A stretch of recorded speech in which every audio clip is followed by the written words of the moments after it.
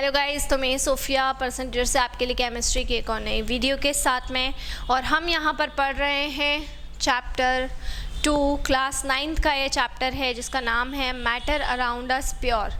ठीक है, इसके पहले वाली वीडियोस में मैंने चैप्टर जब स्टार्ट किया था तो आपको जनरल इंट्रोडक्शन पढ़ाया और उसके बाद में मैंने आपको एलिमेंट्स और उसका क्लासिफिकेशन पढ़ाया।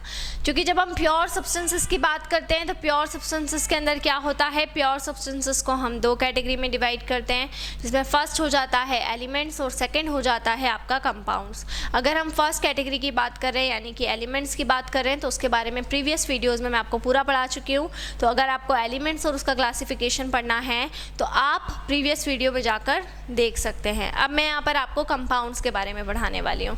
सो हम बात कर रहे हैं कंपाउंड्स की। कंपाउंड्स भी प्योर सब्सटेंस में ही आते हैं। प्योर सब्सटेंस का मतलब क्या होता है, जब क्या एक ही कंपोनेंट से मिलकर कोई सब्सटेंस बनता है, एक ही तरह के सेम टाइप के कंपोनेंट से मिलकर बनता है, उनको हम कहते हैं प्योर सब्सटेंस। जिसमें टू कैटेगरीज होती है, फर्स्ट हो जाता है एलिमेंट्स एंड सेकंड कैटेगरी हो जाती है कंपाउंड्स। और उसमें एलिमेंट्स के बारे में पढ़ चुके हैं। कंपाउंड्स क्या होते हैं, when two or more than two elements, when two or more than two elements combine by fixed ratio by mass then it form compounds। ठीक है, तो एलिमेंट्स के बारे में आप पढ़ चुके थे कि एलिमेंट्स क्या होते हैं। एलिमेंट्स सबसे ज़्यादा सिंपल यूनिट होती है, इससे ज़्यादा सिंपल यूनिट नहीं होती। तो elements is the simplest unit of pure substance. Elements क्या होते हैं, प्योर सब्सटेंस की सबसे सिंपल यूनिट है, इससे ज़्यादा और उसको हम ब्रोक नहीं कर सकते, उसको सिंप्लीफाई नहीं कर सकते। कंपाउंड्स का मतलब क्या होगा, जब आप क्या करेंगे, to or more than two elements को आपस में कंबाइन कराएंगे।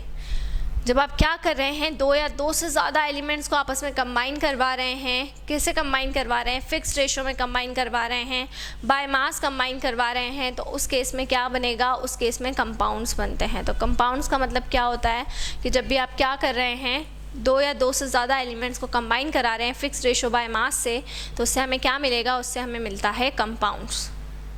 ठीक है, अब अगर हम यहाँ पर कंपाउंड्स की बात करें तो कंपाउंड्स के अंदर दो तरह के कंपाउंड्स होते हैं। पहला होता है इनऑर्गेनिक कंपाउंड्स और दूसरा होता है ऑर्गेनिक कंपाउंड्स। ठीक है, क्लियर। तो सबसे पहले हम इनऑर्गेनिक कंपाउंड्स की बात कर लेते हैं कि इनऑर्गेनिक कंपाउंड्स क्या होते हैं। देखिए, ऐसे कंपाउंड जो हमें नॉन लिविंग थिंग से मिलते हैं, ऐसे कंपाउंड जो नॉन लिविंग थिंग से मिल रहे हैं, जैसे रॉक्स हो गई, मिनरल्स हो गए, ठीक है, ये सारी चीज़ें काय में आ जाती हैं, इनऑर्गेनिक कंपाउंड्स के अंदर आ जाती हैं। ठीक है, the compounds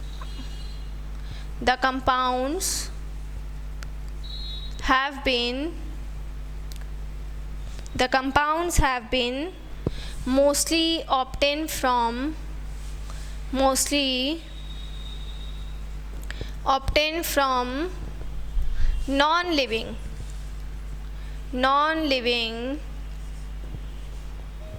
non-living sources such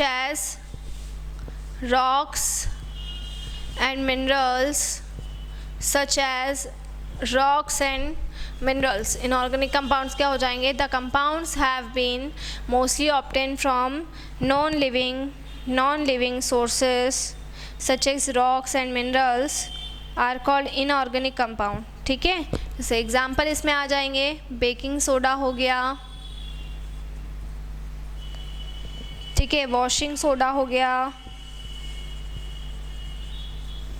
ठीक है, मार्बल्स हो गए। सो ये इसके एग्जाम्पल हैं, बहुत सारे एग्जाम्पल होते हैं। अब ऑर्गेनिक कंपाउंड्स कैसे कंपाउंड होते हैं, जिनको हम लिविंग सोर्सेस से ऑब्टेन करते हैं। लिविंग सोर्स कौन कौन से हो गए, जैसे प्लांट्स हो गए, ठीक है, ऑर्गन्स हो गई, ठीक है, क्लियर। तो ऑर्गेनिक कंपाउंड्स की डेफिनेशन क्या हो जाएगी, ऑर्गेनिक कंपाउंड्स क्या हो जाएंगे,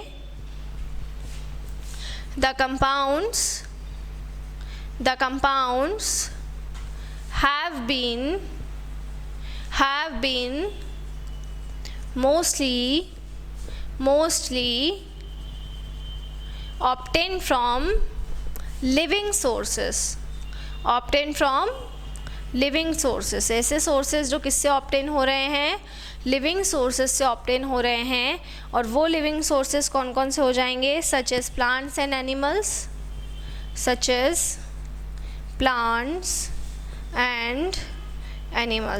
तो प्लांट्स, एनिमल्स, इनसे जो भी ऑब्टेन हो रहे हैं वो कैसे कंपाउंड कहलाएंगे, वो हमारे ऑर्गेनिक कंपाउंड कहलाएंगे. और इसमें कौन कौन से आ जाएंगे, अल्कोहल आ गया,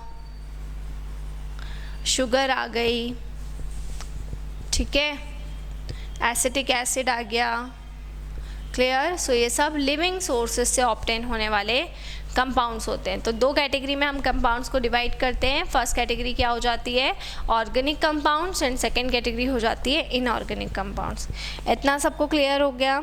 अब यहाँ पर हम पढ़ने वाले हैं कैरेक्टरिस्टिक्स ऑफ कंपाउंड, कि कंपाउंड्स के कैरेक्टरिस्टिक्स क्या क्या होते हैं, उनको हम डिटेल में पढ़ेंगे. तो चलिए हम बात कर लेते हैं कैरेक्टरिस्टिक्स की.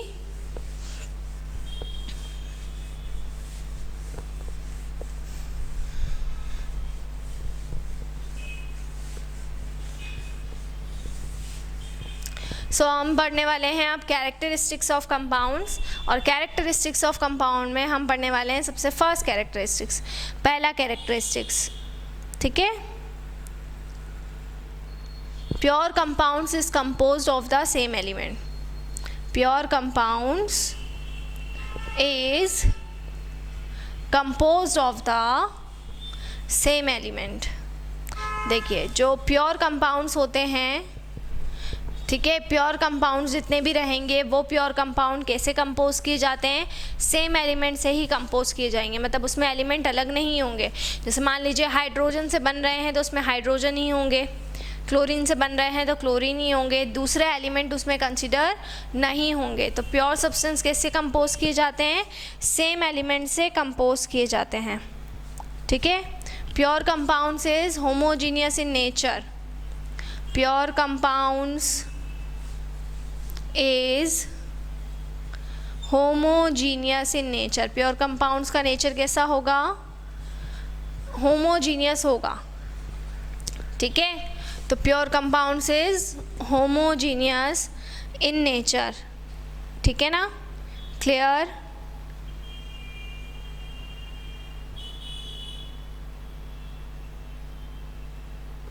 Compound is formed, next property, compounds is formed as a result of chemical reaction. compound को कैसे बनाया जाता है, केमिकल रिएक्शन से बनाया जा सकता है. केमिकल रिएक्शन से कंपाउंड बनाए जाते हैं. जब दो या दो से ज़्यादा एलिमेंट एक दूसरे से केमिकली जुड़े होते हैं या बॉन्ड फॉर्म करते हैं, उसको हम कहते हैं कंपाउंड, ठीक है. Fourth point, formation of compound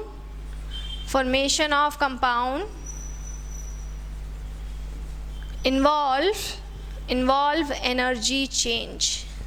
जो कंपाउंड का फॉर्मेशन होता है उसमें क्या इन्वॉल्व होता है, उसमें एनर्जी चेंज इन्वॉल्व होता है. तो formation of compound involve energy change. जब हम कंपाउंड्स का फॉर्मेशन करेंगे तो उसमें क्या चेंज होगा, उसमें एनर्जी का चेंज होगा. Clear that the formation of compounds involve energy change, ठीक है. आ रही बात समझ में, ठीक है. सो ये कुछ कैरेक्टरिस्टिक्स थे जो मैंने आपको पढ़ाए कि pure compounds is compose by the same element, pure compounds is homogeneous in nature. और कंपाउंड्स को कैसे बनाया जाता है, केमिकल रिएक्शन के थ्रू बनाया जाता है. और जब भी कंपाउंड का फॉर्मेशन होगा तो उसमें क्या चेंज होता है, एनर्जी में चेंज होता है. अच्छा, कंपाउंड्स के फॉर्मेशन में फिजिकल स्टेट का भी चेंज हो सकता है, ये मैं आपको बता दे रही हूँ. ज़रूरी नहीं है कि आप अगर सॉलिड को रिएक्ट करवा रहे हो तो जो कंपाउंड आपको मिल रहा है वो लिक्विड ही मिले, हो सकता है उसमें स्टेट चेंज हो जाए. तो केमिकल रिएक्शन के थ्रू कंपाउंड्स जब बनते हैं तो उनमें हो सकता है जो एलिमेंट्स कंबाइन हुए थे उनकी स्टेट और कंपाउंड की स्टेट में चेंज हो सकता है। ऐसा नहीं होगा कि वो सेम ही स्टेट के जो भी रहेंगे कंपाउंड्स वो हमको ऑब्टेन हो रहे हैं। तो आप स्टेट को क्या कर सकते हैं, आप स्टेट को भी चेंज कर सकते हैं। तो ये मैंने आपको पढ़ाया कंपाउंड्स के बारे में।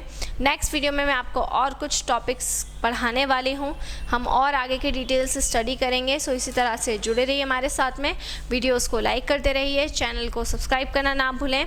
कोई भी डाउट, कोई भी क्वेरी हो तो उसे आप कमेंट बॉक्स में डाल सकते हैं।